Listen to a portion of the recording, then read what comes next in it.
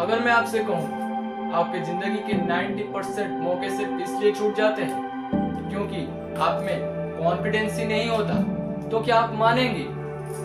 बहुत लोग टैलेंटेड होते हैं, इंटेलिजेंट होते हैं, लेकिन सिर्फ इस कॉन्फिडेंस की कमी की वजह से वो पीछे रह जाते हैं। लेकिन अच्छी बात यह है कि कॉन्फिडेंस कोई जन्म से लेकर नहीं आता, इसे सीखा जा सकता है।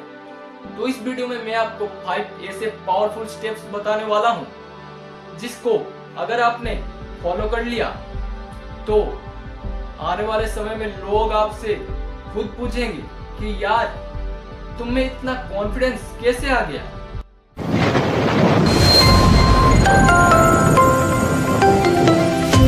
आपने दुनिया के सबसे बड़े फुटबॉलर क्रिस्टियानो रोनाल्डो का नाम तो सुना ही होगा, जो कि आज सबसे सक्सेसफुल फुटबॉल प्लेयर में गिने जाते हैं। लेकिन जब वो छोटे थे उनका लाइफ इतना आसान नहीं था। उनके पास पैसे बहुत कम थे, रिसोर्सेज भी कम थे, लेकिन एक चीज थी जो कि उन्हें बाकियों से अलग बनाती थी, जो कि है उनका कॉन्फिडेंस।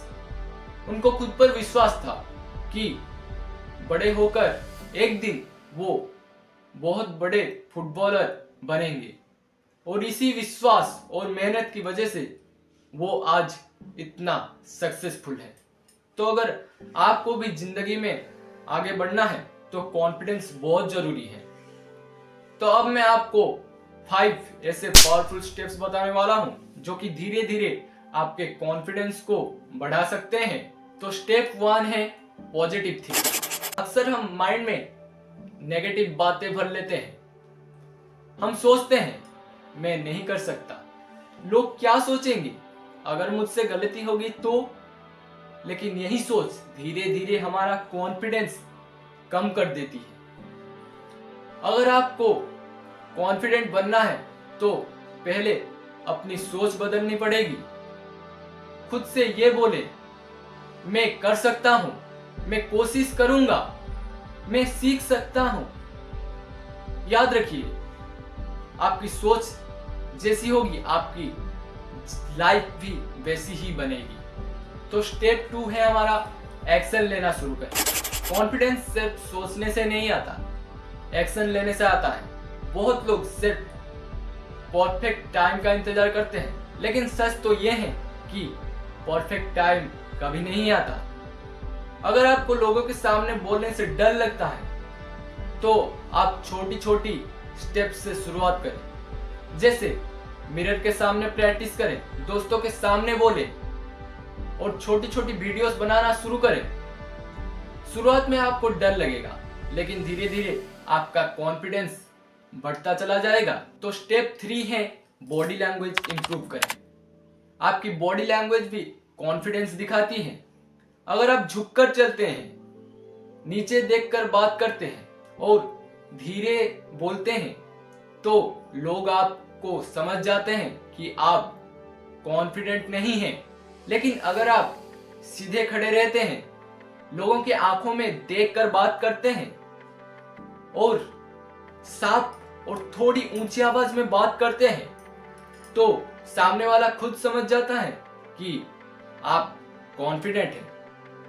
कभी कभी कॉन्फिडेंस अंदर से नहीं बाहर से बनाई जाती है, इसलिए अपनी बॉडी लैंग्वेज पर जरूर ध्यान दें। तो स्टेप 4 है स्किल इंप्रूव करें। कॉन्फिडेंस का सबसे बड़ा सोर्स है स्किल। अगर आपको अपनी काम की अच्छी नॉलेज है तो आप में कॉन्फिडेंस खुद व खुद आ जाता है।